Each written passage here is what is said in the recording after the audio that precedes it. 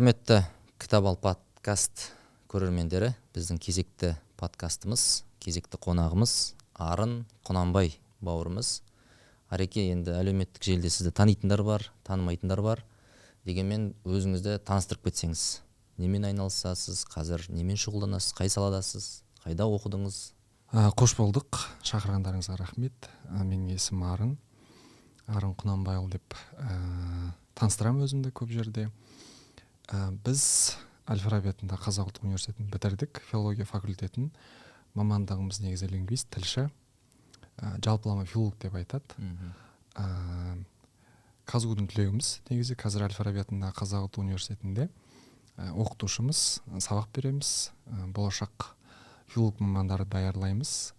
Және Қазақ Британ техникалық университетінде КБТУ деп айтамыз. Сол жерде сеньор лектор қызметіндеміз. Шетелдіктерге тіл үйретеміз. Өзіміздің қазақстандық студенттерге тілге қатысты, тіл мәдениетіне қатысты дәріс оқимыз. Тамаша. Жалпы енді өзімнің салама қатысты біз жаңағы жазғанды оқитын, оқығанды жазатын, тіл білетін емес, сөз ұғатын мамандар тарапынан біз деп таныстырамыз. Бағана біз подкаст алдында ақылдастық, бүгін қандай тақырыптарды қозғаймыз деп. Мен үшін мына сөзіңіз жаңалық болды. Тіл білетін және сөз ұғатын. Қазір мысалы ChatGPT-дің заманы, осы бір ұғымдарды бір кеңінен ашып көрсеңіз. Тіл білу деген не ол, сөз ұғу деген не? Біз және сол сөз ұғуға көңіл бұруымыз керек қой. Иә, енді тіл білу деген нәрсе қазір ChatGPT-дің заманында, ChatGPT-дің артық тіл білетін адам жоқ қазір. Ол кез келген сөзіңіздің этимологиясын, мағынасын, мәнін, қолданысын, стилистикасын шығарып береді. Одан бөлек, мысалға, айтайық, күз деген тақырыпта эссе жаз десеңіз, осы жердегі кісілерді он орап көркемдеп жазып береді. Мысалға, осы таяу жылдарда 2 жылдың ішінде Жапонияда роман бәйгесі болды. Сол роман бәйгесін ұтып алған автор, әйел адам, 5%-ын жасанды интеллекттің көмегімен жазған мойындады. Бұл дәлелденген нәрсе. Немесе AlphaGo деген Британияның жасаған жасанды зят деп айтамыз ғой енді, AI құрылғы бар. Сол Лиседоль деген әлем бойынша, қателеспесем, 9-шы данды Go деген кәрістердің ұлттық ойыны бар ғой, біздің 9 құмала секілді. Әлем бойынша Лиседольға жететін адам болмаған. Сол Лиседольді 10 орап ұтып кеткен жасанды интеллект болды. $1 миллион сол жасанды интеллектке аударды, ұтып алды мысалы. Содан кейін барып бағанаған когнитивті ой мен тілдің жалпы мынау философтар қоғамдағы дабыл қаға бастады. Адамзат баласы тіл жағынан, форма жағынан, немесе арифметика, техника жағынан жарыса алмайтын жағдайға келдік. Қазір Пикассоның стилінде сурет сал десеңіз, Қасиевтің стилінде сурет сал десеңіз, салып беретін, шаршамайтын, 1-2 секундта қолыңызға ұстататын жағдайға жетті. Демек, адамзат санасына басқаша салмақ салу керек.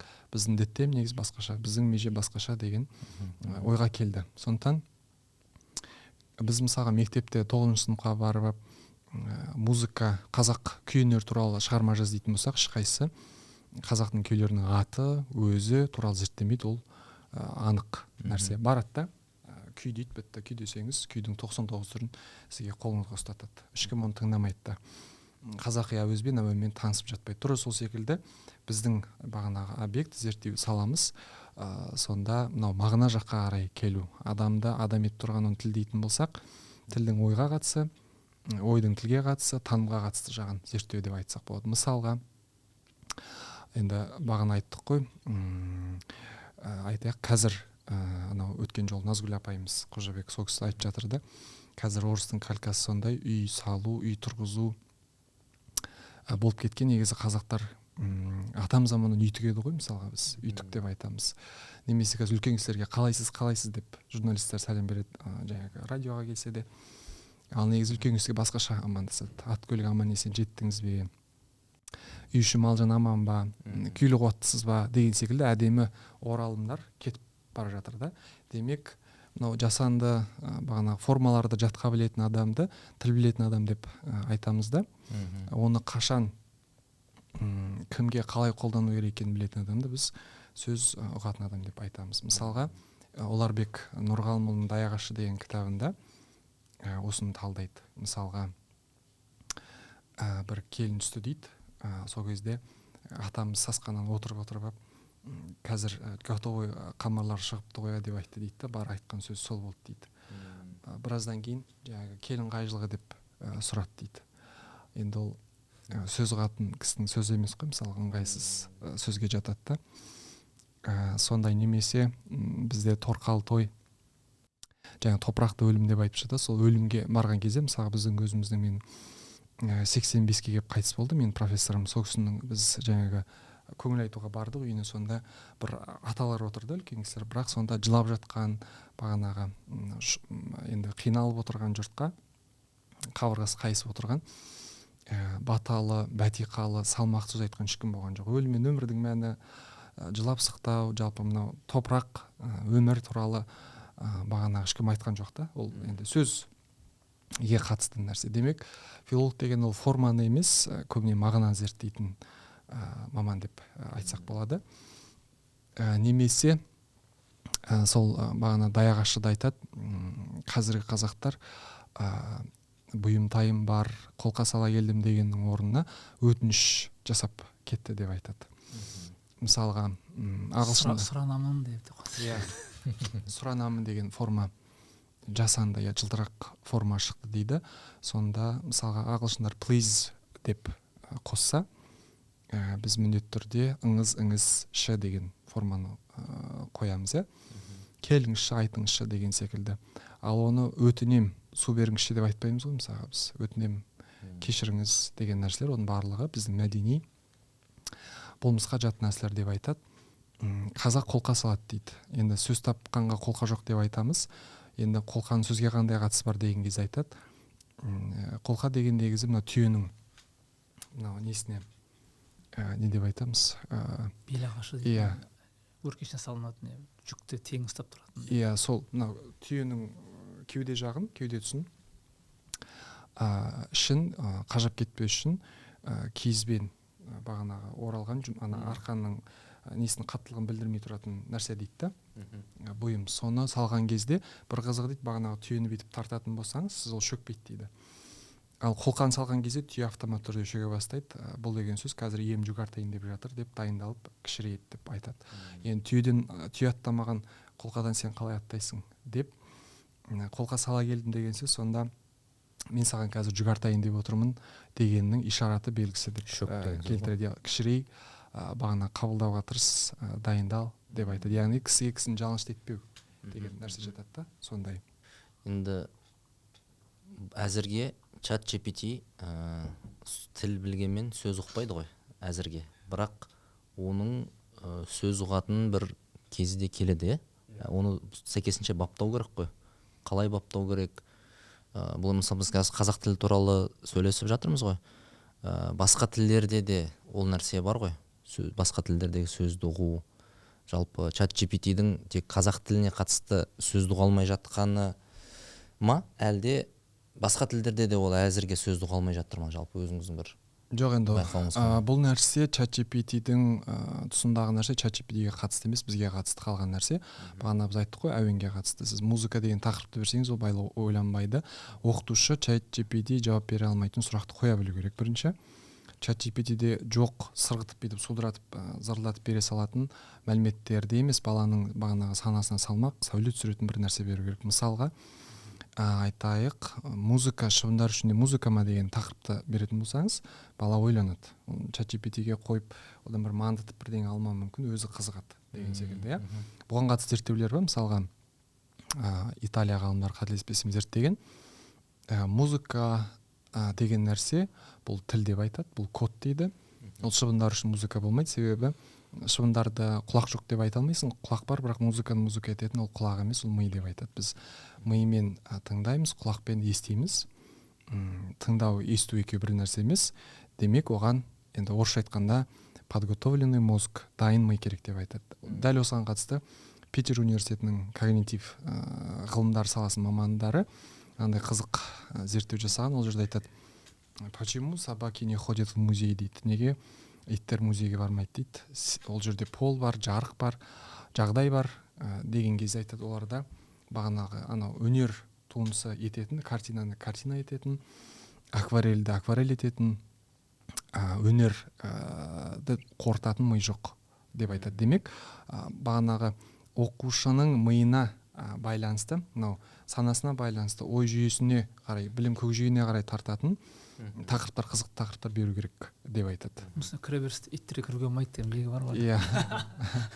Сондықтан бізге қарасты жағы баланы қызықтыру барынша, өйткені қазір бүкіл жауап баланың қолында бар. Қазір бағанағы абай жолын баяндататын, кәрі қыран деген өлеңдегі қыран отырған суреттететін сабақтар қызық емес, ол қалып кетті.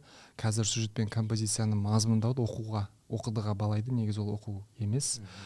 Сосын оқу деген нәрсе білу деген нәрсе емес. Оқу мен таным бір-біріне байланысты. Бізде қазақта адам білмеген жау дейді ғой мысалы. Сол нәрсе, адам білмесе, сол нәрсемен достаспайды, жақындамайды, ой жүйесіне, идеясына кіргізбейді, санасына бекітпейді деген секілді. Сондықтан тілді тану үшін, тілді білу үшін оны тану керек деп айтамыз біз. Не болып тұр да, бір қыз қотырын мүмкін әкесі бұл программист болғысы білетін шығарсыз деп. Жалпы ChatGPT-ге қазақ тілін үйретіп кім негізі? Или оған просто бүкіл Google-дағы ақпараттармен дос беру, ол өзі іздеп бүкіл ақпараттарды алды ма, әлде белгілі бір ұйымдар жиналып мына жерде мысалы қазақ тіліндегі бір офис ашып, соған бүкіл қазақ тілінде материалдар беріп жегізіп үйретіп отыр ма деген, мысалы. Яғни ол абай жолын оқыған ба деген сияқты ше. Абайды оқымаған ChatGPT, мен тексергем. Абайдың 38-ші қара сөзі кітабы Тасих деген жеке кітап болған негізінде. Сонда мен былай сұрақ қойдым: Абай ниһаятсыз адам мен ниһаятлы адамның айырмашылығы қандай? Біз қайсы болуымыз керек деген кезде ChatGPT былайша айтқанда қуып кетті. Ал дұрыс жауап берген жоқ. 4-5 рет қойдым. Өте жақсы сұрақ мынау. 4-5 рет қойдым, бірақ жауап берген жоқ.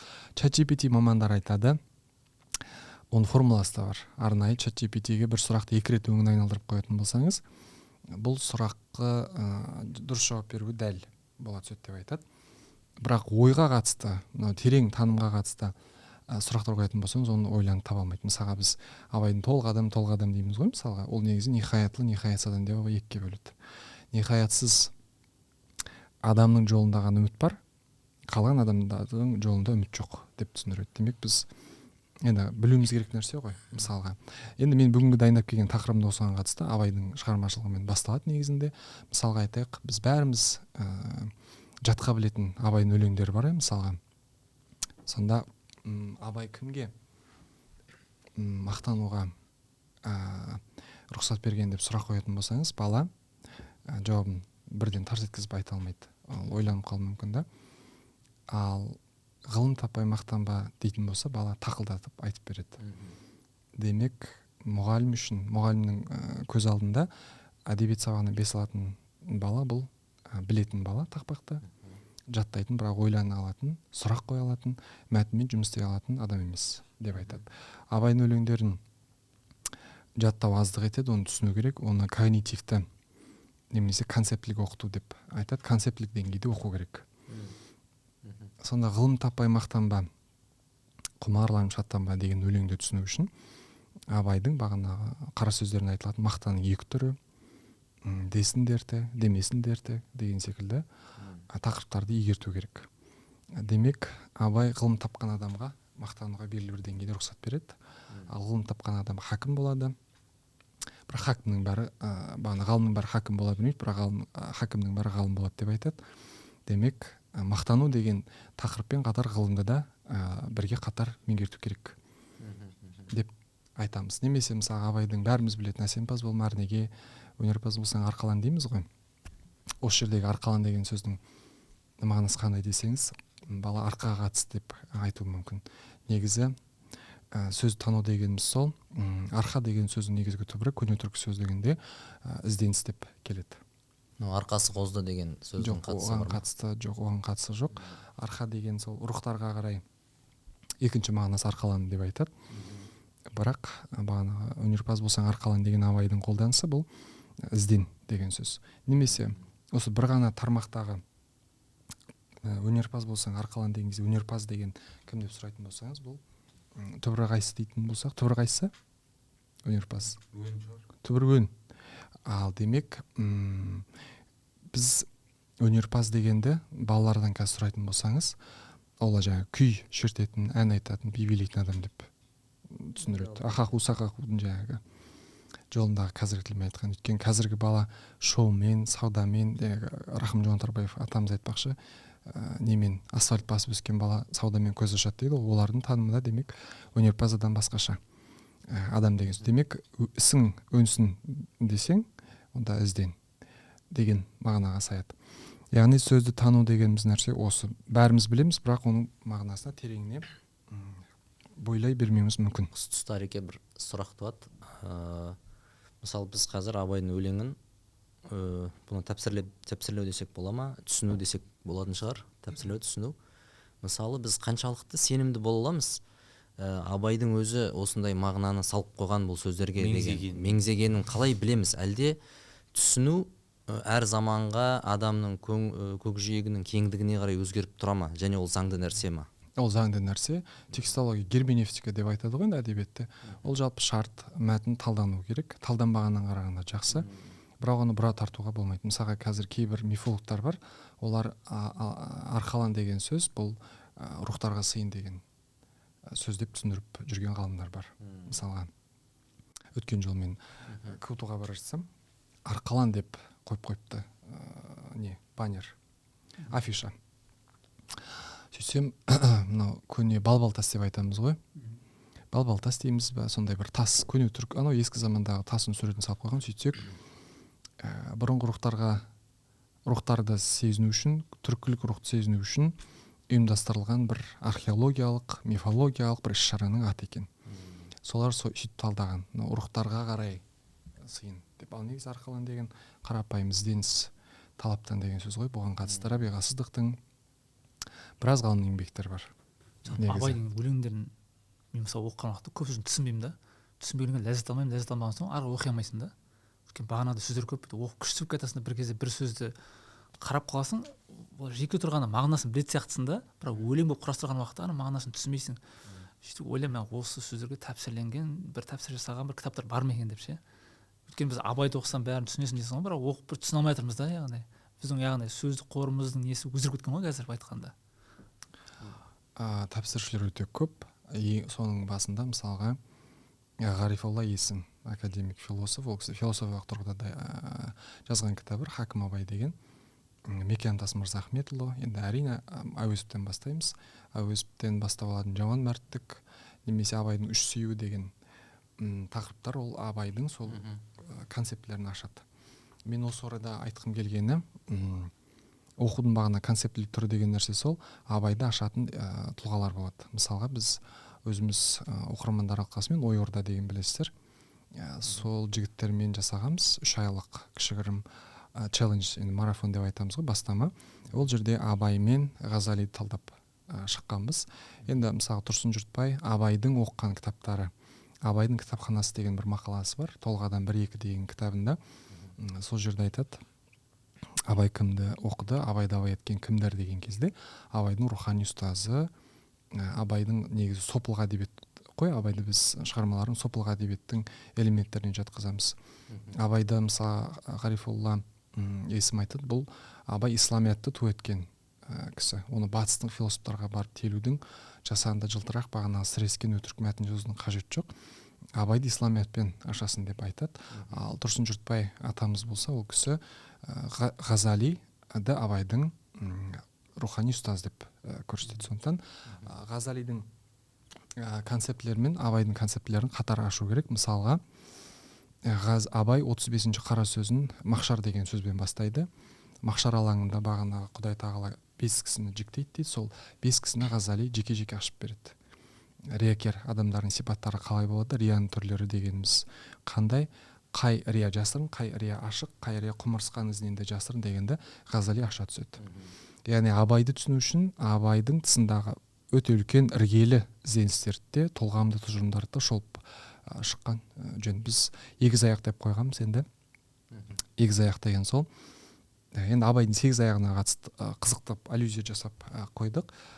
Ғазалидағы мен Абайдағы егіз идеялар, егіз жолдар, енді аяқ деген жол деген сөз ғой, егіз жолдар деген секілді сол жобамызда біз тереңірек оқытамыз, оны біз баяу оқу деп айтамыз. Енді оқудың қазір жылдам оқу деген түрі болса, мысалға шетелде баяғыда медленное чтение деп айтады, баяу оқуға көшіп кеткен. Олар керісінше мынау метафора, синекдохадан шығып, символ мен архетиптерді, образдарды бірнеше мәтінмен, гипермәтін деп айтамыз ғой, енді бірнеше мәтін ішіндегі мәтін, идея ішіндегі идеямен талғап оқытады.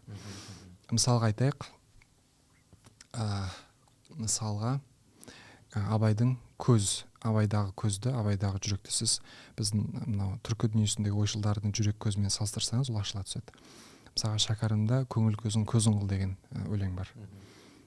Шәкәрімда бас көз жұмылғанмен көкірек көз жұмылмайды деп айтады. Демек, жүректің, көздің басқаша да түрлері бар. Мысалға Мұхтар Әуезов бір мақаласын ақыл көз деп келтіреді Абайға қатысты. Абайда жүректің 30-дан аса түрі бар. 40 жамау жүрек, бағанағы ет жүректен бөлек басқа рухани жүректерді суреттеп айтады. Сонда мысалға көзінен басқа ой жоқ, адамның надан әуресі дейді.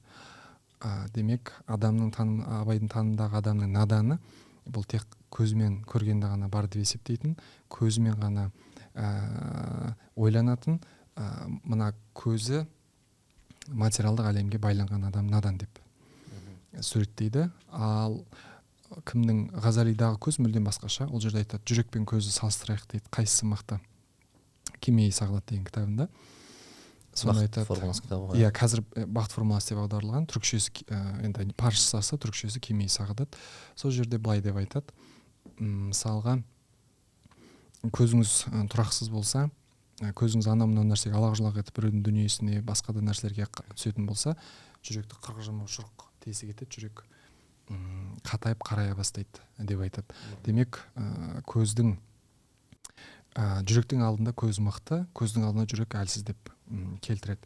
Немесе Абайдың тілі мен Ғазалидің тілі деген секілді талдап түсіндірген жөнді. Мысалға Жүсіп Баласағұнның 11-ші ғасырдағы бағана құтты білігінде көзің көрсе көңіліңде тілемес, былай деп айтады, көз көрмесе көңіліңде тілемес, көзің көрсе көңілің ауы төгемес деп келтіреді. Демек, көңілдің ауы бір нәрсеге, бұл көзге байланысты деп айтады. Көңіл көздің алдында әлсіз деп жеке түсіндіреді. Немесе Шәкәрім неге көңіл көзін қыл деп айтты. Бұның барлығы сол терең оқуға бағытталады. Енді Абайда айтады, мысалға бақи қоймас фәнидің мінін көрмей, мін біле алмасын терең ойдың телміріп соңын ермей деп айтады. Терең ойдың телміріп соңын ермейтін болсаң, Абайда түсінбейсің деп ұқсақ болады. Мына фәнидің бағанағы мін бақи көреді, бақидың көзімен қарайтын болсаң, терең ойдың бағанағы соңына түсетін болсаң, онда ашыла түседі деп келтіреді. Ареке, рахмет, әдемі әңгіме өріп отыр. Терең ой деген сөз. Жалпы кітапты терең оқы дейді, терең ойлан деген сөзді біз жиі естиміз, көп естиміз да. Ол қалай жүзеге асады? Жалпы сіз терең ойлану дегенді қалай түсінесіз? Терең ойлану үшін не істеу керек? Кітапты қалай оқу керек? Қызық та, өзіме қызық. Естіп жүрген, біліп жүрген нәрселер терең ойлану үшін не істеу керек жалпы?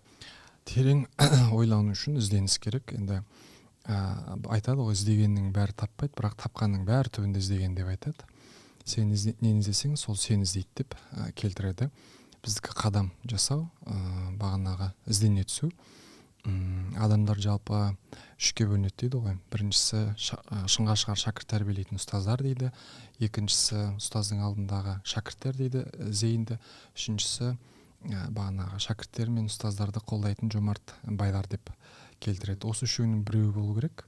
Осы үшеуінің біреуі болсаңыз, ақырындап терең адамдармен дос боласыз деген сөз ғой, былайша айтқанда. Бұған қатысты Ғазалидің берген анық жауабы бар. Абайда да бұған жауап береді. Терең ой деген біздің жалпақ тілмен айтқанда хакім. Біз Абайды дана деп айтамыз. Абай өзі айтады, барлық ғалым хакім емес, бірақ бүкіл ғалым, бүкіл хакім ғалым деп келтіреді. Енді хакімдікке қалай жетесің деген кезде айтады, хайуан жаны емес, мынау адам жанын күйттеу керек деп келтіреді. Ал адам мен хайуанның айырмашылығы не деген кезде 4-ші қара сөзінде уайым деп айтады. Ер қорғаны уайым, ер қорғаны ес барлық деген өлең бар.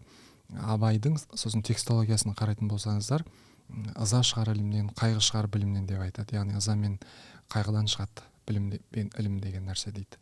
Ал сонда нені уайым қайғы қылу керек деген кезде Абай айтады, адамды адамнан бағанағы бәсін артық ететін, екі дүниеде жүзін жарық ететін нәрсе, екі дүниесін кеңіш ететін нәрсе, жамандықтан, күлкі деген мастықтан алшақ жүретін нәрсе, бұл уайымсыз уайым қайғы деп айтады. Бірақ адамның ең жаманы ақылға да, шариғатқа да, иманға да, Құдайға жау нәрсе бұл уайымсыз салғырттық деп айтады. Сонда енді нені уайым қайғы қылу керек деген кезде айтады, уайым қайғысыздығыңды уайым қайғы қыл деп келтіреді. Енді уайымды қалай уайымдау керек деген кезде, құр есігін таппай уайымдаудың өзі бір антұрғандық. Күлетін болсаң ызадан күл, жаның ашып күлсін деп келтіреді. Сондықтан дұрыс уайым, дұрыс қайғы, дұрыс ыза бұл ілім мен білімге алып барады. Ал ілім деген нәрсе Ғазалидің танымы бойынша айтады, біз ілімді Алланың ризалығы үшін бастаған жоқпыз дейді.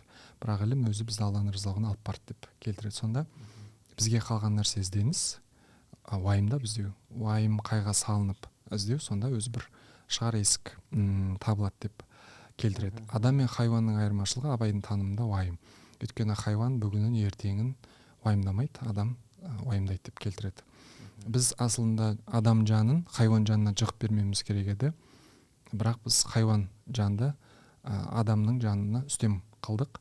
Әсілінде хайуан бізден төменеді, бірақ осы күні адамнан хайуан жоғары болып тұр. Себебі хайуан білмейді, білім деп күре тамыры адырайып қызылкеңірдек болып таласпайды. Біз осы күні хайуаннан да жаманбыз. Білмесек те білгенімізді уайым қылмаймыз. Күре тамырымыз адырайып дауға түсеміз, таласқа түсеміз деп келтіреді. Сондықтан терең ой деген нәрсе ол уайымнан басталады. Сөзіңіздің өзіне тағы бір тапсыру керек сияқты. Мәке, терең ой деген тақырып енді сізге жақын ғой. Сіз қалай түсінесіз терең ойлану үшін? Менде сол жазған кітаптың бірінші бетінде тұр, Абайдың сөзі тұр ол жерде де. Білмеймін, Абайды біз Құдай тағала біздің бағымызға берген сияқты. Ана жерде жаралған нәрселерді, Құдай тағала жаратқан нәрселерді ғой, әлемдегі көзбен көріп, жүрекпен сезбекпіз деп басталады да. Тура жаңа айтқан. Көзбен көресің, найзағайды көресің да. Бұл найзағай не үшін пайда болды? Оның артында не тұр? Оның мақсаты не? Мысалы, аяқта дін жағынан да хадистер найзағай не үшін пайда болады деген сияқты. Мысалы, оны періштелердің қамшысы дейді, періштелердің зікірі дейді. Мына жақтан сен физикалық тұрғыдан да оны ашасың, неден пайда болады? Екі зарядты бұлттардың келіп соқтығысуының арасынан электр заряды пайда болды, жерге түседі, және жерге түскен уақытта ол ауаны тағыдан иондандырады дейді. Жерге түскен уақытта өзінің бір жаңағы жерді бір сілкіп алған секілді бір қызметтер көп та, және жаңағы кәпірлердің жанын ұшырады, қорқытады дейді. Ал жаңағы мүміндерге ол ой салады деген секілді кете берді. Сен соны екі жағын байланыстырып оқыған уақытта мәссаған дейсің, анау деген әшейін біз күн сайын көріп, найзағай ма, жаңбыр жауған уақытта найзағай болады деп оқып қалғанбыз да. Ал астын ашып қараған уақытта ол өте күрделі құбылыс, тұтас бір жүйе, бір бөлек бір әлем секілді да.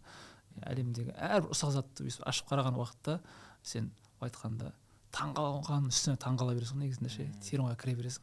Енді жаңа Ғазалида айтқан негізі енді айтқанда тозаққа көп түсетіндер терең ойлайтындар дейді да. Бірақ ол андай жаңағыдай тағдыр деген нәрсе де ана басқа жаққа кетіп қалатындар да. Ал сендер тек қана жаралған нәрселердің астындағы хикметтерді іздеңдер дейді да негізі. Біз соған қарап өзіміздің керемет жаратылыс екеніміз, әрбір гүлдің жаңағы жапырағы ұқсамайтындығы мысалы керемет бір адамға ой тудыру керек қой негізінде ше. Мен сол жағынан түсіндім да ше. Сол үшін айналаға қарайсың, мысалы қасында адамға қарайсың, әжіміне қарай, түріне қарайсың. Дәл осы сәт бір секунд артта да жоқ, бір секунд алда да жоқ. Осы қазір ғана болып жатыр ғой дейсің да. Және бүкіл нәрсе құдіретпен жүзеге асып жатыр. Егер құдірет тоқтатып қалса, бүкіл нәрсе тоқтап қалады негізінде ше. Бәрі ойлаған уақытта мә деп бүкіл яғни жерге түскен бір жапырақта Құдайдың хабарынсыз жерге түспейді дейді негізінде. Біз қазақ жаңағы Құдайсыз қурайды сынбайды дейді. Яғни барлығы осы секундта жүзеге асып жатыр. Мен қандай ойдамын, көзім ұрланып қайда қарап жатыр, мен қандай ниеттемін, соның барлығы айтқанда біліп тұр. және сенің ниетіңе сай жаратып жатыр деген сияқты ше. Соны ойлаған уақытта мен бүйтіп мен ешкім байқап тұрған жоқ, ешкім хабарсыз күйде жасап жатырмын деп ойдан аулақ болып ісіңе мән кіргізе бастайсың ғой негізінде ше. Бұл енді бұл жерде дін илім де бар, физикалық жаратылыстану, бүкіл ғылымдар ішке кіреді, бәрін қосып микс жасап ішіп жібересің ғой айтқанда. Иә, мен тағы да ағамыз дұрыс айтып отыр. Сол мына көзімен әуре болған кісілер бұл материяны материя деп қабылдайды да, бұның ар жағындағы идеясын үңіле бермейді. Мысалға, Абай өзінің қара сөзінде айтады, ол адамды хакімдікке не жеткізеді дейді. Адамды хакім ететін әр нәрсенің себебін іздемектік деп келтіреді. Яғни әр нәрсенің ар жағындағы себепті сұрақ қойып іздейтін болса, онда адам хакім болады дейді. Оны 28 ба қателеспесем Сократ пен Аристотельдің сұхбаты арқылы өзі Абай қорытып шығарады. Сол жерде айтады, хайуанға қарайды, хайуан өзінің жемін, жаңа жем деген өз басымен жейді дейді. Сенің жемің, сенің ішіп жемің қолың арқылы келеді деп айтады. Хайуан баласы 4 аяқтап тұрып, 2 аяқтап тұрып төңірекке көз салып қарай алмайды, олардың болмысы бөлек. Сенің хайуанның тамақ жейтін бағана аузымен, мұрны басқа жерде алысырақ, ал сенің бағана жаратқан жасаған ең мұрныңды аузыңа салатын тамағының иісін сезсін деп жақын қойды дейді. Жаңағы ойланған адамға оның барлық хикмет. Демек, махаббатпен жаратқан адамзатты, сонда сені біреу махаббат қылса, оған махаббат қылуың қарыз емес пе деп ойландырады. Енді хакімдік деген осындайдан келеді. Бұған қатысты енді орта ғасырдағы алтын орда ескерткіштерінде өте көп мәліметтер бар. Мысалы, біздің зерттеу саламызда сол алтын орда әдебиетін былай ашып қарайтын болсаңыз, оның барлық ар жағына терең ойға тартады. Жылтыраған бергі бетімен ғана шектеліп қалмайды. Одан кейін хакімдік, терең ой деген қайдан келеді? Ол сөзсіз терең адамдармен араласудан кейін келеді. Ғалымдар айтады, ілім деген бұл құдық, талқылау сол оның шелегі деп келтіреді. Сол талқылау арқылы саған дариды, жұғады. Өйткені бізде қазақта көңіл жүйрік пе, көгінен жүйрік пе дейді ғой. Көңіл деген нәрсе сол екінші бір адамға сәулесін түсіреді деп айтады. Бір ғалымның сөзі бар, мен осы мақала жазып жатқан кезде байқап қалдым. Сонда айтады, сахаба деген сөзбен сұхбат деген сөздің түбірі бір дейді. Сахаба деген дыбыстардан құралады. Сахабаларды сахабалық деңгейге жеткізген бұл пайғамбарымыздан тарайтын илахи сұхбат дейді. Олардың көңіл айнасы шағылысты деп айтады. Олардың көңілден су ішті дейді, былайша айтқанда. Сондықтан олардың деңгейі сұхбаттар, пайғамбарымыздың сұхбатын тыңдағаннан кейін, сол неге шомылғаннан кейін, сол дариядан су ішкеннен кейін дарыған бір ілім деп айтады. Сондықтан мына жерде жақсы айттыңыз да, талқылау деп. Біз негізгі тақырыбымыз кітап оқу. Өзіңіз де байқаған шығарсыз, кітапты бір өзің оқып шығу бар, болмаса топ болып оқып, соны талдау, талқылау, ол мүлдем бөлек әсер сыйлайды, және шын мәнінде тереңдікке, терең ойға жетелейтін сияқты. Жалпы осы тұста бір кітапты қалай оқу керек деген сіздің бір концепцияңыз ба, бір қозғап жүрген тақырыбыңыз бар ғой? Жазғанды оқу, оқығанды жазу деген сияқты. Кітапты қалай оқу керек? Мен содан кішігірім ақырында кіріспесін бастай берсем, енді былай, адамның өзіне жеке қатысты қағида, адам өзін, жалпы кез келген адамда болады деп ойлаймын. Мынау Сократтың бір сөзі бар ғой, тек ақымақтар ғана бәрін білем деп ойлайды. Олардыға ақымақтарда ғана кез келген сұрақтың жауабы дайын тұрады деп айтады. Негізі білем деген сөз білмеймнен басталады. Жақсы бір сөз бар, тәмсіл бар. Ілімнің ең абзал қайсы деген кезде айтады, ілімнің ең жақсы оның өзінде аз сезілген деп айтады. Сізде көп сезіліп тұрған, сізді кітап жазуға, мақала жазып жіберуге, ақыл айтуға итермелеп тұрған күш, бұл құлқын деп айтады, бұл ілім емес. Сондықтан ілім иесі бұл үнемі ойда, сұрақтың ішінде жүреді. Ең әуелі біздің оқырмандарға айтарымыз сол, аз сезілу керек жалпы. Сізде көп сезіліп, ар жағыңыздан бетіп күш беріп тұрған, жел болып тұрған нәрсе ол көбік. Бұл ілім емес. Көбік жиылып жаңа теңіз болмайды дейді. Таяз су дейді, таяз су гүрілдеп ағады дейді, сарқырап кәдімгі дейді. бірақ жанына барсаң алыстан естіліп жатады, жанына барсаң жай кешіп өте шығатын су дейді. Ал терең тұңғиық бағанағы теңіз болса тыныш жатады, ол тып-тынық болып жатады, оның гүрілдеген буырқанған бағана толқындар теңіздің астында болады деп келтіреді. Сондықтан бірінші кезекте ескеру керек нәрсе сұрақ қою және менменсіп кетпеу. Сосын біз қазіргі кезде оқуға ең үлкен жау біздің қолымыздағы планшет, біздің телефон, әлеуметтік желі. Мен осыған қатысты кішігірім бір айтсам, мысалға мынау BBC-дің зерттеуі бар. Сол жерде мен нені алып келдім, бағанағы кестені, схема анализ жасалған. Мынау зейіндерден тұрақсыздығына байланысты жасалған зерттеу. BBC-дің журналисті бір профессорге барады. Ол профессор адамның фокус деп айтамыз ғой, соны зерттейді. Сонда журналист келеді, кабинетке отырады, алдына физикадан дәріс қосады, сосын телефонды сұрап алып, артына қояды. Былай қарай шығып, профессор телефонына хат жаза бастайды. Сонда бағанағы дыңылдап келген хатты көріп отырған кездегі бөлінген, мына бүйрек үсті безінен бөлінетін гормондардың несі, мынау секірген несі, құбылысы. Мысалға, мынау дәрісті тып-тыныш бүйтіп көріп отырады да, бағана хабарлама келген кезде анау стресс гормоны былай секіреді бүйтіп. Мынау соның схемасы деп айтады. Енді өзіңіз ойлаңыз, күн сайын бағанағы тыным жоқ дызылдаған телефон сіздің ойыңызды, жүйеңізді, мынау сіздің өміріңізді қалай аяқтан шалатын, сіз қарай беріңіз деп айтады. Сондықтан кітаптан, ойдан алыстататын нәрсе осы бірінші кезекте біздің мынау смартфон сипаған ұрпақтың кеселі осы деп айтады. TikTok, бағанағы гиперсілтеме деп айтады. Николас Кардың The Shallows деген кітабы бар. Соны оқуды ұсынамын. Ол жерде енді пустышка деп айтқан, ол біздің тілмен айтқанда енді қуыс кеуде деп бағана аударсақ та болады, таяздар. Таяз адам сол, мынау ақпараттың бетін ғана қалқып, үстіртін ғана өтеді да, тереңіне қарай бойламайды. Тереңіне бойламайтын себебі жан-жағынан қыспақ қалған, зейін зердесін бұзып тұрған осы интерфейс, дизайн, нейромаркетинг деген нәрселер деп айтады. Осыған қатысты сол BBC-дің деректі фильмінде көгершіндердің мысалымен түсіндіреді. Мысалға қазір біз мынау TikTok-қа, YouTube-қа кіретін болсаңыздар, жарнама көздің жауын алады. Мысалы қызықты контенттер бар ғой.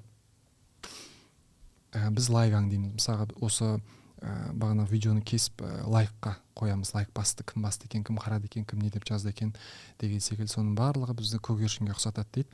Мына жерде не үшін көгершінге? Көгершін болатын себебі Скиннердің жәшігі деген атақты тәжірибе бар. Тарихта жасалған психотерапевт. Сол кісі айтады, көгершіндерді бір жәшікке қойдық дейді. Мен мына жерде несін суретін бердім. Сонда көгершінің алдына бағанағы жем түсетін кезде қызыл-жасыл түс жанатын дейді. Көгершін жемді қарапайым қалыпты жағдайын бұзбай күтетін деп айтады. Бірақ кейін мына нені жүйені өзгерте бастайды. Жем түсетін кезде қызыл-жасыл түс жанбайды. Рандом тастай бастайды жемді. Көгершін қанатын қағып тұрғанда, аяғын көтеріп тұрғанда, бағана жәшікті шыр айналып жүрген кезде жем түседі. Сонда көгершін ойлайды дейді. Егер мен бағана қанатымды қаға берсем, аяғымды көтеріп тұра берсем, айнала берсем, жем түсе береді екен деп, белгілі бір әрекеттерге, қимылдарға, іс-әрекеттерге тәуелді болады деп айтады. Жем аңду. Соны Скиннер бағанағы жәшігі деп айтады. Ол кісі айтады, сонда адамзат баласы бағана дофамин деген гормонның құлына қашан айналады, дофаминнің бағанағы шыңырауына қашан түседі, белгілі бір әрекеттеріне байланған кезде дейді. Қазіргі әлеуметтік желідегі біздің лайк аңдаған, назар аңдаған, елдің мақтау сөзін күйттеген десін дерт дейді ғой, енді абайда десін дертін, мықты десін, мыналар ақылды десін, зиялы десін деген жолдағы әурешілік деп түсіндіреді. Бұл сіздің аузыңызда осы Скиннердің ана бір зерттеуін оқығанмын да, мен әдет күшеден кітапқа ізденген уақытта тоже ол жерде Скиннер жәшігі дейді, бірақ ішіне жаңа не салып қояды да, мысық салып қояды. Сөйтіп ана жерде бір кнопка бар, ол кнопканы басса тамақ беріледі да. Бірақ мысыққа оны үйретпейді. Мысық ішін аралап жүрді, бір кезде бір кнопканы басқан уақытта тамақ беріледі да. Жейді, сосын бір 2-3 реттен кейін уже түсіне бастайды, мына кнопканы бассам тамақ беріледі деген да. Одан кейін уже кіргісі бірден кнопканы басады, бірден тамақ келеді да. Уже соған тәуелді болып қалады одан кейін. Яғни ода бір әдет қалыптасып қалады да. Келесі жолы мысалы ең соңғы неде уже секунд сайын қағады. Ең алғашқыда бір жаңа 3-4 минутта жаңағы кнопканы басады, сол арасындағы 3,5-3 минуттық әрекеттен бастап, соңында 1 секундтық әрекетке дейін жылдамдайды да, соңында әдет қалыптасып қалады да. Уже келесі жолы кірді, бірден триггер пайда болды, кнопканы көрді, басты, тамақты алды деген сияқты. Бағана телефонға да айтқанда бұл кісі өзінде бір мінез құлық психологиясының атасы деп атайды екен да ол кісіні ше. Мына екеуі де қызық не екен негізі ше. Сонда мынау BBC-дің негізгі зерттеуі сол, біздің қолымыздағы мынау смартфон біз қазір жақсылық, игілік, нығмет деп айтамыз ғой. Жалпақ тілмен айтсақ, нығметтерге жету үшін, кітап деген нығметке жету үшін, дұрыс пайдалану үшін мына телефон деген нығметтен бас тарту керек. Оны мынау ойшылдар айтады, нығметтерден бас тарту арқылы жетесің дейді, тұтыну арқылы емес дейді. Сондықтан оны шектеу керек. Ұйқы деген нығметті, күлкі деген, тамақ деген, телефон деген, интернет деген секілді. Сондықтан бұл бірінші нәрсе. Яғни сонда анау біздің оқудан бізді алыстап жатқан нәрсе ол интерфейс. Екіншісі, мысалға Facebook компаниясының дизайнері мен кремний алабы деп айтамыз ғой енді. Сол жерде соның бас дизайнерінің несін көрсетеді, телефон интерфейсін көрсетеді. Мен телефонымда ақ және қара түсті ғана бағана екі түс бар. Ол мені қызықтырмайды, ол мені тартпайды, ол мені көп өзінде әуре қылмайды дейді. Facebook компаниясының лайкты ойлап тапқан бір әйелмен сөйлеседі, ол кейін айтады, мен компаниядан шығып кеттім дейді. Себебі Facebook'тың негізгі діттен мақсаты өзінде көп ұстау. Мына скроллинг, және не деп айтамыз? Айналдырып отыра беру деп айтады. Әуелгі Facebook'тарда бағанағы тағы да көрем деген жаңағы не тұратын болса, кейінгілерді оны алып тастаған.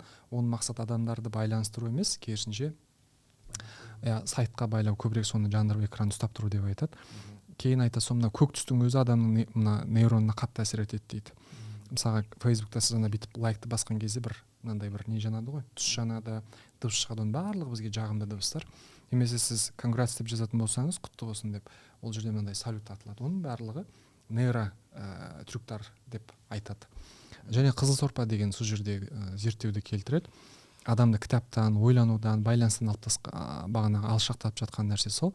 Бағанағы біздің телефонға келген қызыл түсті хабарлама деймін. Мысалға сізге лайк басса, дайректке хабар келсе, сізде қызыл түспен шекесіне шығып тұрады ғой, 4, 5, 6 деп. Жасыл емес, қызыл. Иә, қызыл. Неге қызыл деген кезде адам мынау қызыл түсті сорпаны түбіне дейін тауысып ішуге құмар. Өйткені қызыл түс адамға бағана go get деген сигнал береді. Ол адамды іс-әрекетке, шешім қабылдауға итермелейді. Назарым не қылады мысалы, светофордың қызылы бар, машина тоқтаған уақытында артынан қызыл жанады деген секілді. Қызыл қан мысалы. Қанға байланысты. Анда зерттеу бар негізі, қанға байланысты. Егер адамның қаны жасыл болатын болса, бытшық болатын еді негізі, светофор қалай өзгертуші еді негізі. Сонда ол сізді дереу шешім қабылдауға итермелейтін бір сигнал болып есептеледі. Сондықтан менің ойымша қазір мынау кітап оқуға дейінгі телефонын ыңғайлап алу керек. Мынандай бір қызық зерттеу бар. Атланта университеті несінің сайтында жарияланған. 70-ке жуық нәсілді 27 ұлтты мыңдаған адамдарды зерттейді. Сол жерде айтады, жазушы, қалам ұстап туған жазушыларды кімдер тәрбиелейді деген сұрақ бар. Сол жерде айтады, қалам ұстап туған мынау үлкен қарымды қаламгерлерді сөз шеберлерін тудыратын бұл оқырман отбасы деп келтіреді. Яғни жай тамақ ішкеннен кейін бағана телефон ұстап жайына кететін ата-ана емес, тамақтан кейін үйде кітапханасы бай отбасылардан қаламгер авторлар шығады дейді. Бұған қатысты мысалы Орхан Памук өзінің естелігінде жазады. 18 жасымда мен ағайынды Карамазовтарды 18 жасымда оқыдым дейді. Біздің үйден Босфордың жағасы көрінетін, сол алысқа көз тастап Достоевскийдің әлеммен таныса бастадым. Достоевский менің бір жан дүниемді алай-дүлей еткен, төңкерген бір жазушы болды дейді. Адам университетке барған кезде алдымнан Достоевскийдің бейнелері, кейіпкерлері шыға бастады дейді. Сондай азғындық, сондай пасықтық, сондай бір кірлас, көңілімде басқаша бір образдар қалыптасты дейді. Өзін жазушы еткен тұлға ретінде Достоевскийді бір айтып өтеді. Енді оған қарайтын болсаңыз, 18 жаста қазір Достоевскийдің ағайынды Карамазовтарын кім оқып жатыр мысалға, былай қарасаңыз. Ол енді түркі дүниесінен Нобель алған Орхан дейтін болсақ, мысалға, оның үйінде айтады, менің үйімде Достоевскийдің ағайынды Карамазовтарын түрік тіліндегі, ағылшын тіліндегі, орыс тіліндегі ескі нұсқалар болды деп келтіреді. Демек, бағана Атланта сайтында жарияланған, журналында жарияланған кәдімгі іргелі ізденіс соны айтады. Демек, сіз балаңызды қаламгер қылатындай деңгейде тәрбиелей аласыз дейді. Сосын тағы да мына жерде мен бір зерттеу алып келдім. Аршавский, қателеспесем, авторы ол кісі айтады when did Mozart become a Mozart дейді, когда Моцарт стал Моцартом, Моцарт қашан Моцарт болды дейді. сонда жауап өте қызық. мына жерде ол нейрофизиолог өзі өте нейрофизиологиялық тұрғыда, генетикалық тұрғыда талдаған. сонда өте бір қызық түйін береді. айтады Моцарт әкесі мен шешесінің XY жаңағы зиготалары қосылған сәтте Моцарт болып қойды деп айтады. Демек одан кейінгі тәрбие, орта басқа рөл атқарып тұр. Басқаша қосымша рөл дейді, негізгі рөлде. сонда мынау бала тәрбиесі ата-анасын таңдаудан басталады деп айтады. Оның шешесін, әкесін таңдаудан басталады дейді. сондықтан қазіргі осы тұрғанда біз өзіміздің ұрпағымыздың интеллектісін, белгілі бір деңгейде ой жүйесін, генін, мінездерін ақырындап біз қалап отырмыз десек те болады. Оқудың маңыздылығы осы жерде. Одан кейін оқуға қатысты тағы да мен айтайын дегенім, Питер университетінің профессорлары Татьяна Черниговская деген бір үлкен профессор бар. Бірдей ғылым докторы, биология ғылымдарын және филология ғылымдарының докторы. Сол кісі айтады, енді мына жерде цитатасы бар: последний, кого я хотела бы взять к себе на работу, это отличник, дейді, который хорошо считает. У меня для этого компьютер есть, дейді. Он все сосчитает сам, мне нужен безумный, деп келтіреді. Он мешает, который не так все делает, всем мешает. Из него получится какой-нибудь Нильс Бор, дейді. Точнее говоря, он уже есть Нильс Бор, деп келтіреді. Демек, оқу деген нәрсе бұл қасаң қағидаларды жаттап, ережелерді жаттап алу емес. Бұл негізінде танымдық үлкен процесс десе де болады. Мысалға айтайық, ұбт біздің қазір балалардың оқу деңгейі ұбт-мен есептеледі. ұбт-да жаттатады, бірақ түсіндірмейді. Ол жерде запоминание бар да, понимание жоқ. Мысалға Сергей атақты Капица Гиннестің рекордтар кітабына кірген. Ол Сергей Капица академик, үлкен физик әлем бойынша, Мәскеудің МГУ-дің ұстазы. Сол кісі өте ұзақ жылдар бойы ғылыми осындай подкаст, енді о заманның подкастын жүргізген. Сол кісі айтады, біз МГУ-ға түскен кезде физиктарға есеп бермейміз дейді, біз оларға эссе жазғызамыз дейді. Оның танымын, оның ар жағында кім отырғанын, ол өресі қай жерде екендігін біз оның жазуынан білеміз деп айтады. Қытайдың императорларын сайлаған кезде де бұрынғы ескі жазбаларды айтады.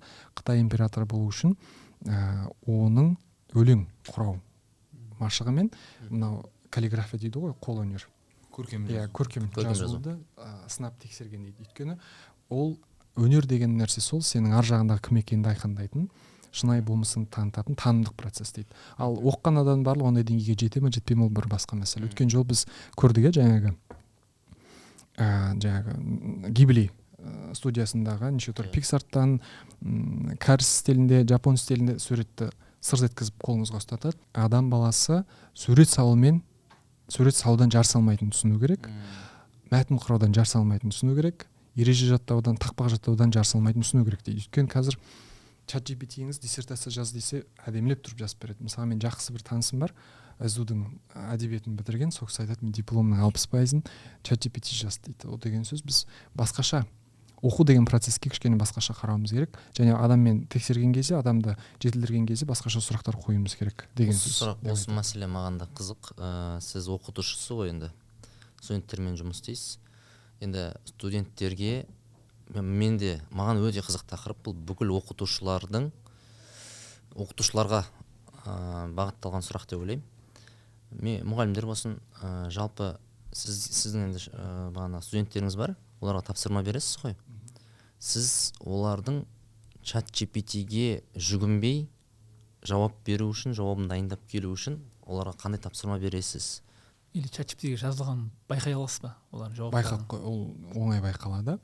Қалай, өте қызық. Қазақ тілінің әлі дамымаған белгісі ма? ChatGPT-де или қалай байқайсыз? Көп тіл негізі ChatGPT-де жоқ. Біздің қазақ тіл бар негізі. ChatGPT-де қанша 58 ба? Мысалы тіл болса, соның ішінде қазақ тілі бар. Бірақ бізден де қолданушысы көп бағана тілдер кейбіреулер байқалмайды. Бұл біріншіден жетістік. Екіншіден ChatGPT жазған мәтін ол сіресіп тұрады. Қалай айтсақ екен, мысалға. Мысалы өзім байқаймын да, бірден білемін ChatGPT жазған материалды ше. Мысалға біздің қазақтың сөйленісіне тән бір нәрселер болады. Мысалға айтайық, мен бір не айтайын. Мысалға сұрақ қойып отыратын емес деген форма бар. оны сұрақ қойып отырмайсың ғой деп те айтуға болады. Сұрақ қойып отырмадым деп қысқа қайырсыз да болады. ChatGPT қысқа қайырады. Ол сұрақ қойып отыратын емес, ұялатын емес, айтатын емес деген формада емес деген формамен құрай алмайды. Оның өресі әлі жетпеді, оған десе де болады. Немесе жазушылық шеберлікке байланысты кейбір детальдарды ChatGPT жібереді. Бірақ соны сұрақ қою арқылы өзіңіз тәрбиелеп ала аласыз. Мысалға, келесі жол бұл қатені қайталама, келесі жол мен сұрағанда ол сұраққа былай деп жауап бер деп оған жауабын салатын болсаңыз, ол шығып тұрады.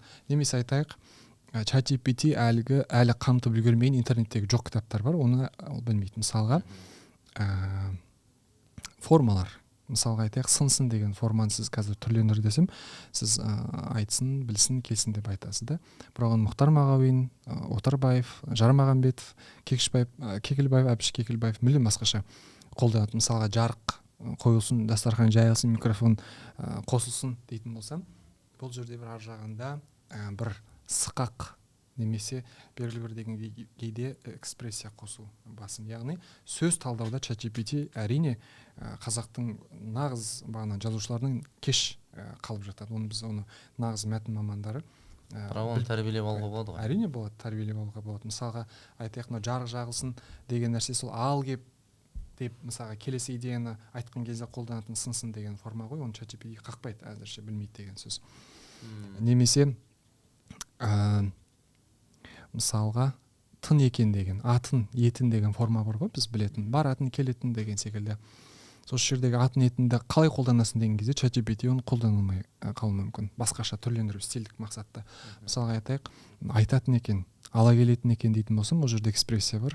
Бұл өкініш, бәлкім қыжыл деген секілді. Мысалға, шіркін сол кезде жазатын екен, хабарласып алмасып тұратын екен, апаратын екен шіркін, немесе қызығу, тамсану, әкелетін екен үйдегі жеңгеңді осы концертке дейтін болсаңыз, мысалға, оны ChatGPT бүйтіп құрай алмайды. Әкелуім керек еді шіркін деп жылтыратуы мүмкін, оны бүйтіп қарап түсінесіз. Жалпы адам баласы сөйлескенше жылқы баласы кісінешкенше дейді ғой. Адаммен сөйлесіп отырып осылай бір-екі сөйлеммен ақ оның қай деңгейде мәтінді меңгергенін біз көре аламыз. Осыған қатысты айтады, мысалы, Черниговская деген бағанағы профессор homo confusus дейді. Қазіргі біз homo sapiens болдық, homo locus, homo semioticus. Біз қазіргі адамның тұрқы сипаты, біз ойлана алатын адам емес, біз ойланам деп ойлайтын адамбыз бірінші. Екінші, ойланудан жалыққан, немесе ойлану туралы ойлану керектігін ұмытқан деп айтады адамбыз. Яғни мына оқу деген нәрсе ақылыңызды арттыруы мүмкін. Мен мына жерде бағанағы Смолер деген философтың сөзін айтқым келіп отыр. Оны Николас Карр қолданады, ол айтады, кітап сізді ақылды етеді, бірақ дана етпейді деп айтады. Яғни ол жай ғана ақпарат деп айтады. Оны талдау, оны тарқату ол екінші қалған, талқы деген, тәпсір деген екінші қалған мәселе. Осыған орай мына жерде бағана homo confusus деген кім? Бұл пұшайман болған бағана әбіржіп, абдырап, сасқалақтап қалған пенде деп айтады. Мысалға, человек растерянный деп айтады. Қайтерін білмей қалған адам. Сурет салайын ба? Не үшін салам? Оны кім қарайды? Ана жерде қатырып салып жатыр ғой, енді қайттық деген нәрсе. Эссе жазғызайын ба? Оны ол кімге керек, ол эссе кім оқиды? Менің өлеңімді кім оқиды? Не үшін өлетін болсақ, не үшін өмір сүреміз деген сұрақ бар. Қазіргі адамзат баласы өнер деген нәрсені бұл бір жай, қарапайым бір мәтін деңгейінде, зат деңгейінде қалдырып бара жатыр деп айтады. Соның ішінде кітап та бар. Сондан Нильс Бор деген ол бекер келтіріп отырған жоқ. Ол кісі Нильс Бор деген Нобель сыйлығының иегері, физик. Сол кісі Эйнштейнге жазған хатында айтады, сіз техникалық деңгейде жақсы ойланғанмен терең ой жоқ екен дейді. Сіз бағанағы ты просто думаешь логично деп жазады хатында. Сізде мышление жоқ деп айтады. Бізден екеуді ойлау ғой, мысалға біреу бағанағы саяз ой, біреу терең ой дейтін болсақ, сонда homo confusustың бағанағы деңгейі сол үстіртін өте шығу дейді.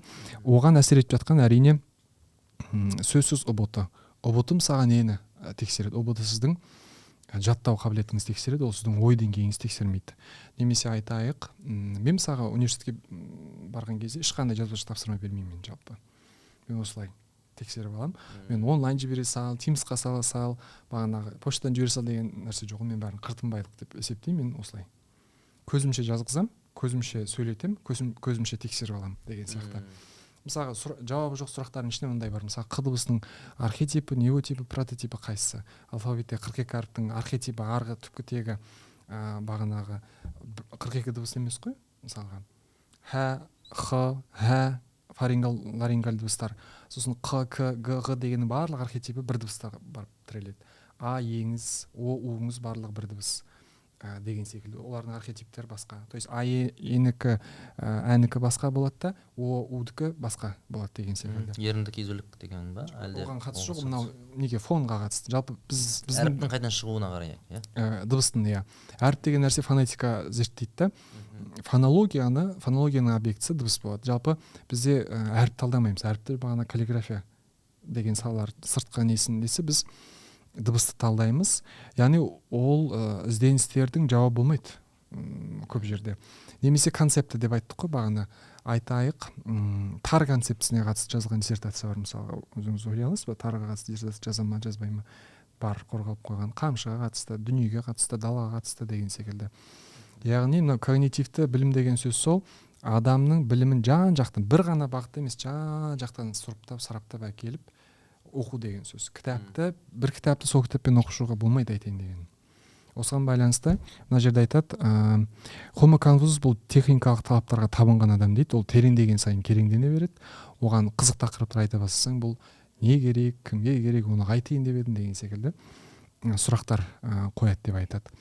Мысалға айтайық, Исраил Сапарбай деген кісінің кітабы бар. Ол кітапта да терең идеялар бар. Мысалға ой маржан ғой деймін, сөз маржан ба, ой маржан. Жыр жинағы ма, жоқ әлде прозасы ма?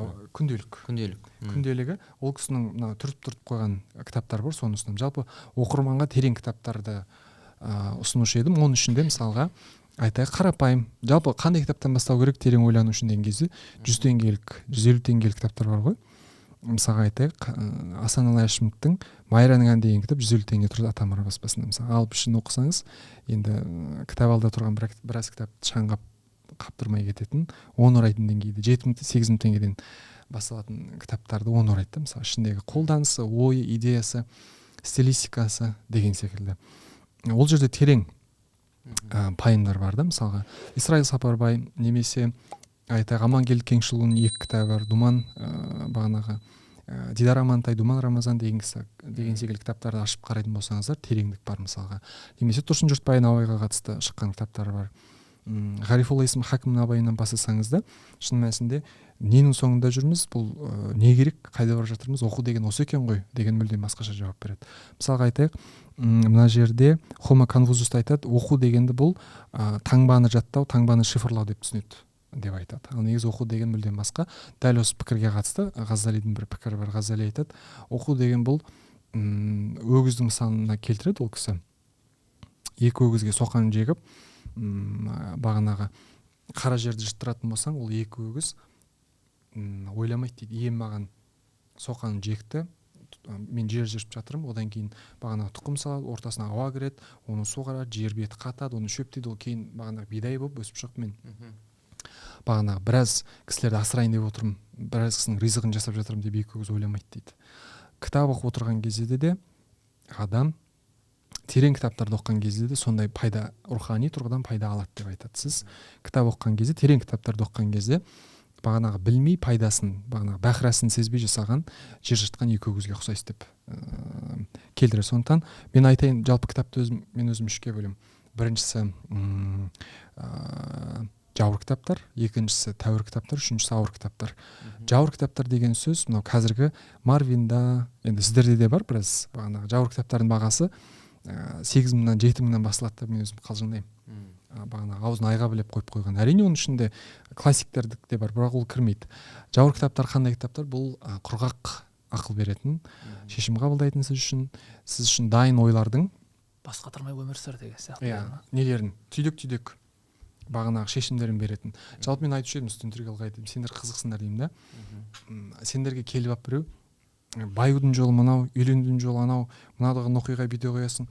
Ол адам кешіріңіз деу керек та. Сіз, мен жеке тағдырым бар, менің жеке қабілетім бар, менің минустарым бар, менің әлсіз тұстарым бар, менің ортам бар, менің үйім бар. Бұл формула маған келмейді ғой. Мен өз жеке таңдауым бар ғой деп кішкене айту керек та. Өйткені мынаны істесең екінші мен өзім жалпы жауыр болған нәрсе А точка Б точка деген нәрседен ақ түсіне берсе болады деп мен ойлаймын. Яғни ол жерде ғылыми нәрсе болмайды. Ол жерде дәлел дәйек талдау ұсынбайды. Ол жерде құрғақ бағанағы адамға уақытша жел беретін, уақытша мотивация беретін, уақытша күш беретін, бағана алдап қойған, сыртын дизайн әдемілеп жасаған кітаптар. Немесе айтайық, ол кітаптар қалай болады? Біреудің аудармасын сілтемесіз плагиат кәдімгідей қоя салады. Мысалға, мен өткенде осы сіздердің кітап сөреулеріңізден байқадым. Қазақша кітап 80% бір кітап, бір кісінің Америкада шыққан кітап, ол мен ол кітаптың түпнұсқасын оқығам. Соны былай аударғанда қоя салған. Аударма деп көрсетпеген ба? Аударма, сілтеме, мына кісіні пайдаландық деген жоқ. Кәдімгі бүйтіп алғанда 100%. Өзім түсініп жаздым осыны басыма өткізіп. Қоя салғанда. Сондықтан жауыр кітаптар көбінесе ол біреуден оққан, біреуге еліктеп жазылған кітаптар болады. Екіншісі тәуір кітаптар қандай? Тәуір кітапқа сол 100 жылдық әдебиеттер кіреді. Классикалар кіреді. Мысалға Мұхтар әкім бізде бір кем дүниені жазған Шерхан Мұртаза айтады ғой, тат темірдің өзінен шығады дейді. Жаман қылықтарды адамның өзінен шығады. Татты су кетіре алмайды, жаман қылықтарды адам өзі кетіре алмайды. Оны кітап қана кетіреді. Кітап 3-ке бөлінеді дейді. Біріншісі бағанағы әлем, қазақ классиктері деп айтады. Қазақ жазушылары, қазақтың ойшылдары, сөз зергерлері дейді. Қазақтың зиялыларын жазған сызған түрткені. Ғалымдары. Екіншісі әлем ойшылдары деп айтады. Әлемнің бүкіл ойшылы.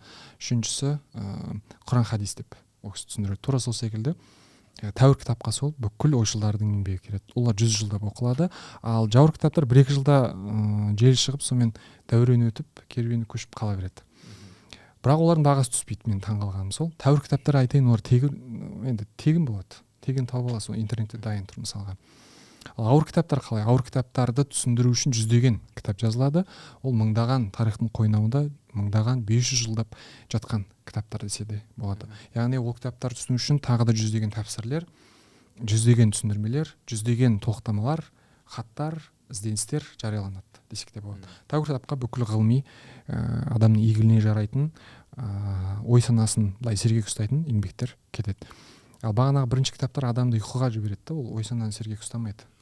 Дайын жобалар, дайын мындай шаблондар, дайын кеңестер ұсынатын кітаптар деп мен айтушы едім. Сондықтан оқу барысында осылай адам өз жеке жіктеу керек деп ойлаймын. Бізде қызығы сізге дейінгі подкасттарда енді сіз филолог ретінде, тіл маманы ретінде осындай өз бағытыңыз белгілі. Сіз осылай баға берген кітаптарды бағана енді жауыр дегеннің де бағана ғылыми сіз жауыр деп отқан кітаптардың ішінде де бар әртүрлі. Бағанада енді әрине былай істе деп ешқандай ғылыми негізсіз жазса, әрине ол сын көтермейді. Бірақ андай көрермен де түсініп қалмау керек. Бір мотивациялық деп бір шаблон қойылған кітаптар кейде ол ғылыми негізі бар. Мысалы адамның бағанағы әрекет ету, шешім қабылдауын жылдар бойы зерттеп, соның нәтижесін бөліскен кітаптар да бар да. Негізі бізде жалпы мынандай да пікірлер айтылды. Маған қызық енді. Сіздің позицияңыз, сіз мүлдем мысалы бизнес дейікші, іскерлік әдебиет бар. Бағанағы енді жауыр дегеннің ішіне кіріп кетуі мүмкін ол. Сондай кітаптарды мүлдем оқымайсыз ба? Оқуыңыз мүмкін. Мысалы мынандай болуы мүмкін да. Сіз белгілі бір мекемеде сізді бір басшылық қызметке тағайындайды. Мысалы команда құру деген, оған жазылып қойған кітаптар бар ғой. Мысалы Гарвард бизнес ревьюдің болсын, мысалы көшбасшылық деген сияқты. Сіз ондай жағдайда бір біліктілік, бір білім жетіспеуі мүмкін ғой. Мысалы сіз алғаш рет жұмыс істеп жатсыз. Мысалы команда құру. Сондай жағдайда сіз сондай кітаптарға жүгінесіз ба? Әлде қалай істейсіз? Өйткені біздің қонақтардың ішінде мүлдем бағанағыдай сіздің классификацияңызда ауыр кітапты да, тәуір кітапты оқымайтын адамдар болды. Бірақ олар тек мына кітаптарды, іскерлік әдебиетті, бизнесті оқығандар болды. Ол да бір көзқарас, бір бағыт. Мынандай кісілер болды. Мен 70% бағанағыдай тәуір мен ауыр, 30% жауыр кітап. Енді сіздің классификацияны шығып жатырмыз да. Сондай жағдайда мысалы сіздің ондай кітаптарды қарастыру мүмкіндігіңіз қандай ойыңыз қандай деген мәселе ғой. Әрине оқимын. Кітаптың жалпы енді жаман жақсы екенін де білу үшін адам оқу керек қой. Мін тағу деген бар, сын деген бар. Сын деген нәрсе әдеби сын деп айтамыз ғой. Ол жақсы жаман сараптап, талдап, көрсетіп істейтін нәрсе. Ол мін тағу дегенге қойшы деп былай жауырды жаба тоқиды дейді ғой, осылай бүйтіп сыпыра салады. Мен олай сыпырып бәрін бағана мін таққыш бол деп айтпаймын. Одан аулақ болу керек. Адам көру керек. Айтып отырмын ғой, бағана бағана ақымақтардың барлығында жауап дайын болады. Ал ақымақтар, нағыз ақылдар болса, олар сұрақ қояды, бағанағы барып көреді, шұқиды, түртеді деген сияқты. Солай көру керек. Кітапқа мұқтаж болу жақсы негізінде. Ол кейін өз үшін ғана жіктеп сараптай жатар, өз өмірі үшін. Әйтпесе мынаны мен бүйтіп істеймін, сіздерге осыдан сақ бол деген сияқты нәрсе жоқ. Өйткені біреу түкке тұрмайтын бірдеңесі өмірін өзгертіп жатуы мүмкін. Ондай көп қой мысалға деген сияқты. Басында мен бұрынғы оқыған кітаптардың арасын күлемін да, қазір мысалы ойбаймын қайтып оқығанбыз деген сияқты. Сондықтан іздей беру керек. Жалпы айтайын деген бір нәрсе, біздің Қазақстанда қазір дүкен сөрелерінде тұрған кітаптардың көбі көшірме. Көшірме болғанда читинг дейді ғой. Читинг деген көзбояушылық қой, аударсаңыз. Сол деңгейде жазылған. Оның ар жағындағы қайнарын іздеп қарау керек. Мысалға келтірейін. Бағанағы кітап сол мысалға жатады. Біз Малайзияға жарты ай ма қыдырдық барып. Сонда Кинокуни деген біздің меломаннан енді бір 7-8 есе үлкен бір үлкен желі бар екен да, кітаптарын зерттеп қарадым, дизайнын қарадым деген сияқты. Сөйтіп бір кітап тұр екен, барып қарасам, енді ана жерде қандай не кітап жоқ дейсіз, бәрі бар. Мысалға барып қарасам, бағана ислам деген бөлімді өйтіп қарасам, Вейсель Карани деген кітап тұр. Бағана сыртын табиғиндердің ірісі деп жазған екен. 3 ірі табиғин болса, соның біреу Вейсель Карани екен. Жақсы деп сатып алып, үйге келіп зерттеп қарасам, біздің ойсыл қара деген сол Вейсель Карани екен. Біз мысалы ойсыл қара деген түйепір деп қана шектелеміз ғой. Ол кісі түйе баққан жылдарын, ірі табиғин ететін кезеңдерін жазып, жіліктеп бөліп тастаған. Бізде әліппеде бар ол нәрсе. Ойсыл қараның есімі әліппеде бар. Демек ол маңызды біреу болып тұр ғой. Ол негізі деген ар жағын қазатын болсаңыз, оның бір түбіне, қайнар бұлағына, дәресіне барып жолғасы деген нәрсе да. Бер жағындағы бағанағы қалған құтқан нәрсені жылдыратпай, ар жағын іздеп көру керек деп ойлаймын. Мысалға елдің бәрі мысалға хайп болып жатқан авторларды оқиды ғой. Мен айтам, сендер Рахымжан Отарбаевты оқып көріңдерші. Қандай керемет сөздер керек екенін көресіңдер. Қазақтың сөзін қойша қайырып ерген деп өзі айтады сөзінде. Немесе айтам, тобық жармаған бет неге оқымайсыңдар? Абай жолын оқымаған, абай дейді. Мысалға, абайды білмейсің десе, осы жерде екі қазақтың бір ренжі қалуы мүмкін да мысалға. Бірақ абайдың ішкі бағанағы концепциясына үңіле бермейді, типтеріне үңілмейді. Ол жерде талдамайды, абайды гуманист деңгейде талдайды. Ал гуманизм дегеніңіз, ол жерде құдайдың образы жоқ, ол тек қана антропоцентристік көзқараста талдайды да. Түсініңіз бе? Сол сияқты ғой, негізі айтайын деген. Ал енді ол кітаптарды жақсы жаман екенін білу үшін әрине сіз барлығын шолып оқисыз. Бірақ әр адамның өзіндік антикітапханасы бірінші, екінші жіктемесі болу керек деп ойлаймын мен өз басым. Бірақ Арын мырза, мен жаңа сөзіңізге қосыламын. Енді бізде академ ортасына шықтық қой, төбіміз. Ол феноменді байқадық, және жалпы сіз кітапты 3 түрге бөлдіңіз ғой. Біздің қоғамдағы адамдарды 3 түрге бөлуге болады солай. Және дәл осындай жауыр көбірек болады. Тәуірі орташа болады, және ауыр адамдар, шынымен ауыр ойлай алатын, ауыр іс жасай алатын, дүниеге, мазмұнға, адамзатқа бір салмақты іс жасап, ізін қалдыра алатын адамдар азшылық болады. Сондықтан жақсы нәрсенің азшылық болуы да бір заңдылық секілді. Өйткені заңдылық. Қанша қаласақ та жақсы нәрсені көп тарата алмаймыз. Мысалы, тойда көп қойылатын ән онша емес ән болады. Көп қаралым жинайтын кино онша емес кино болады. Көп көрілетін, таралатын сюжет онша емес болады. Ол адамның заңдылығы. Өйткені әдемілікті, шын сұлулықты, шын мәнді көре алатын адам азшылық болады. Ал ол көпке тараса, демек ол дәрежедегідей туынды емес. Негізі, осы тұста бір нәрсе айта кету керек. Біз енді контент жасаушыларымыз ғой жалпы, подкаст болсын. Мысалы, бүгін Арекеңді шақырып, өте күшті дайындалып келіп, бағанағыдай ғылыми негіздемесі бар дүниелерді бір терең ойлауға шақыратын нәрселер бөлісіп жатыр да. Біз бағана осы подкастқа дайындалу барысында ақылдастық қой енді. Сосын ойладық, ауыр болып кетпей ма, мына жақ, мынаны сәл жеңілдетсек қалай болады деген бір ойлар келді. бірақ мынау кітап алып подкасттың бір эволюциясы бар өзі. Басында бір жеңіл тақырыптардан бастадық, не үшін оқу керек, қалай оқу керек деген сияқты. Бірақ осы тұста мынандай тыңдарманның, көрерменнің талғамын қалыптастыру деген нәрсе бар да. Егер біз мынау көрермен әлі дайын емес деп ығына жығыла берсек, біз сол бұрынғы бір жауыр тақырыптардың жетегінде кете береміз да. Сол үшін мен ойымша контент жасаушыларда былай контенттің ауыр болып кетеді ау деп қорықпау керек сияқты. Мысалы 21 ғасырдың басында Қазақстан ұлттық телеарнасында өте күшті бағдарламалар болды. Білетін шығарсыздар. Үзеңгі жолдас, Күлтөбе, сол Алтын Сақа, сол кезде сол Санжар ағаларымыз сол кезде таныдық қой.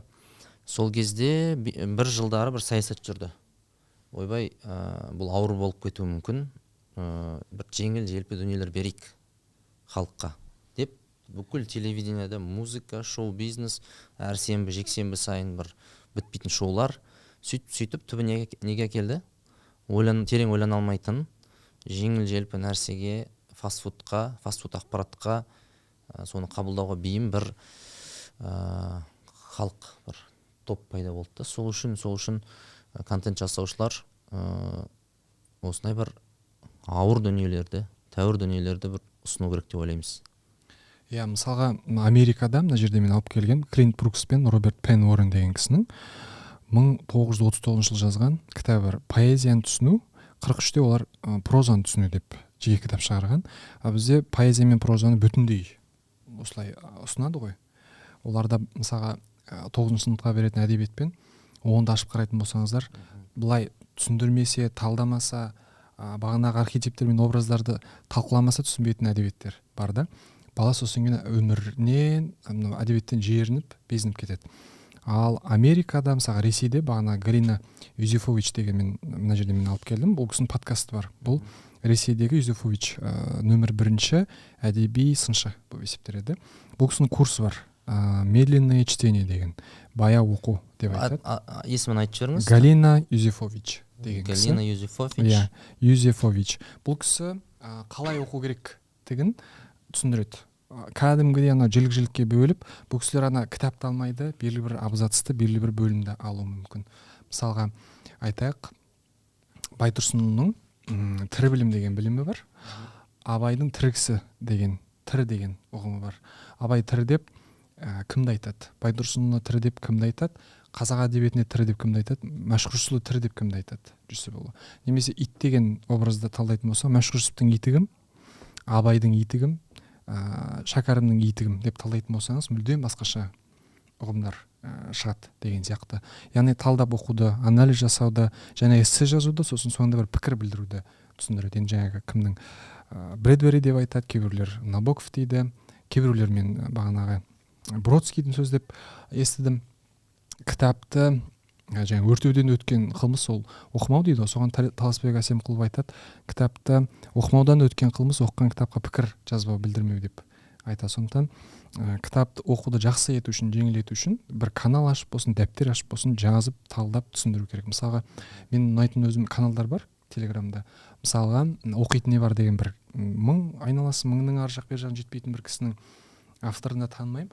Өзім андасында не оқу керек деген кезде, не оқитын не бар екен деген кезде сол каналға кіріп оқып шығамын да, ол жерде кәдімгі терең талдайтын. Мысалға бағанағы Достоевскийдің шайтаны мен Гогольдің шайтаны қандай, Абайдың Лермонтовтың мұңлы шайтаны мен Абайдың мұңлы шайтанының айырмашылығы қандай. Мысалға Мәшһүр Жүсіп Көпейұлы шайтанның жаратылу хикмет деген өлеңі бар. Ібліс не үшін жаратты? Дәл осы сұраққа Шәкәрімда, Абайда, Мәшһүр Жүсіпте берілетін жауаптар ұқсас болады. Шайтан деген образ өмірінен алып сызып тастай алмайсың. Гоголь оны қалай қолданған, Достоевский қалай бағанағы өрбіткен деген сияқты. Енді жаңағы Мастер и Маргаританы білесіздер, ол жерде негізгі образдар шайтанмен суреттеледі ғой.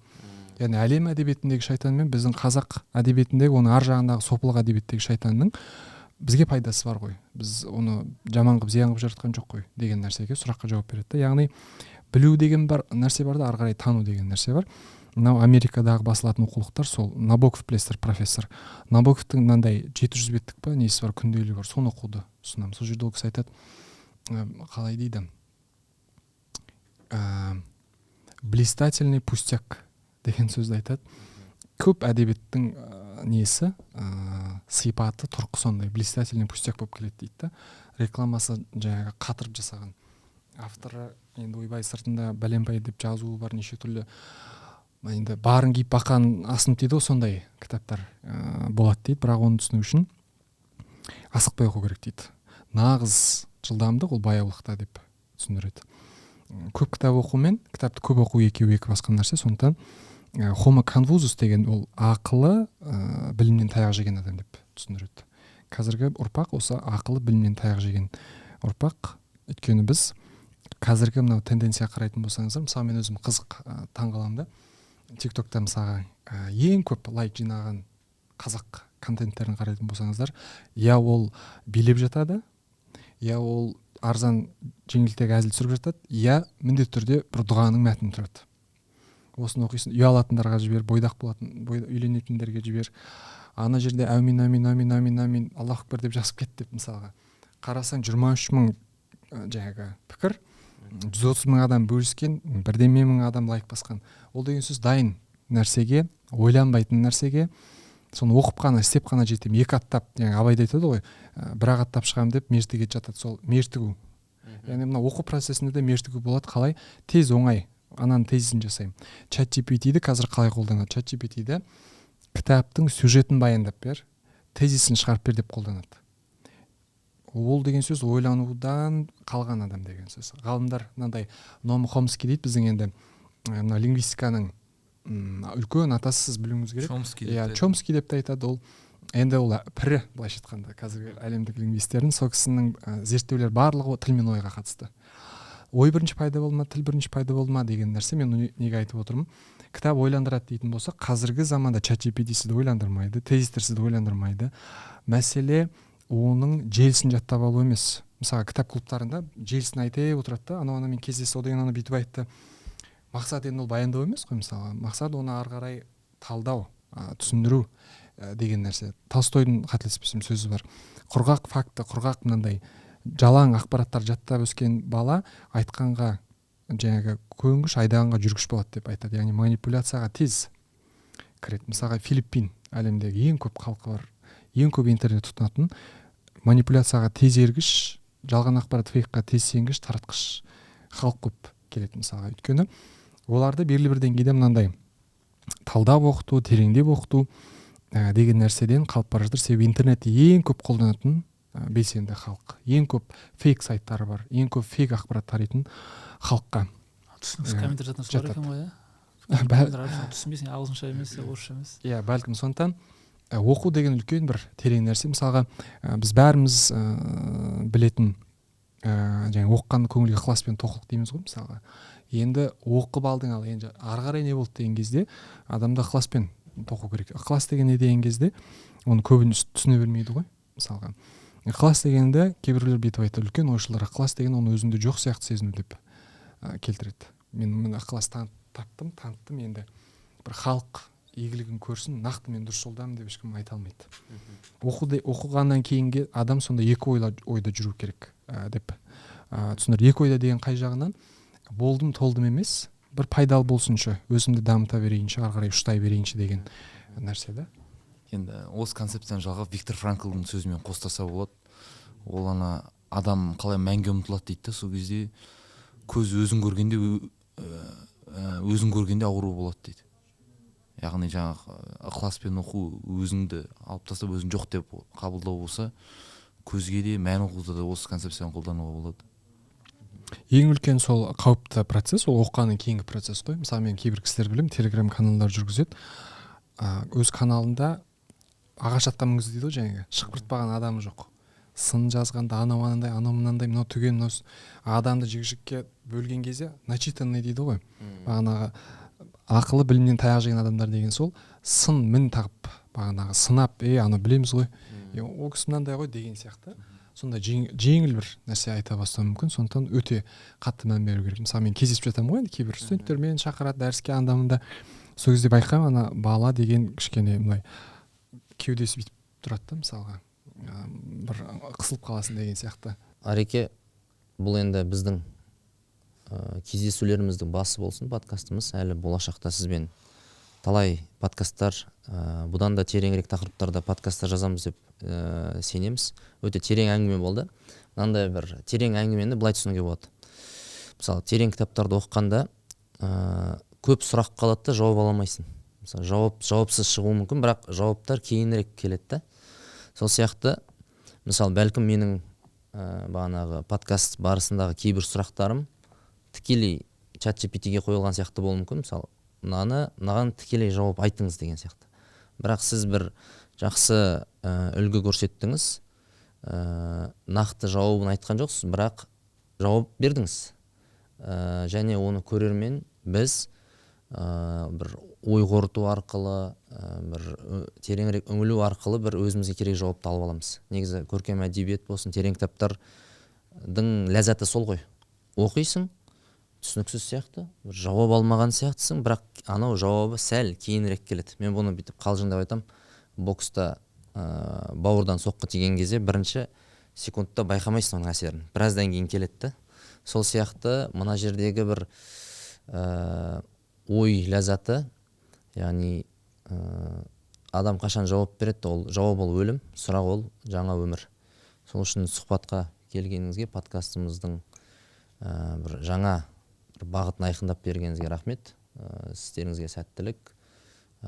Осы жолдан тапжылмай кітап оқу мәдениетін, кітапты терең оқуды насихаттап жүре беріңіз. Рахмет. Біздің енді оқырмандарға айтарым, мен өзім өмірмен өткен.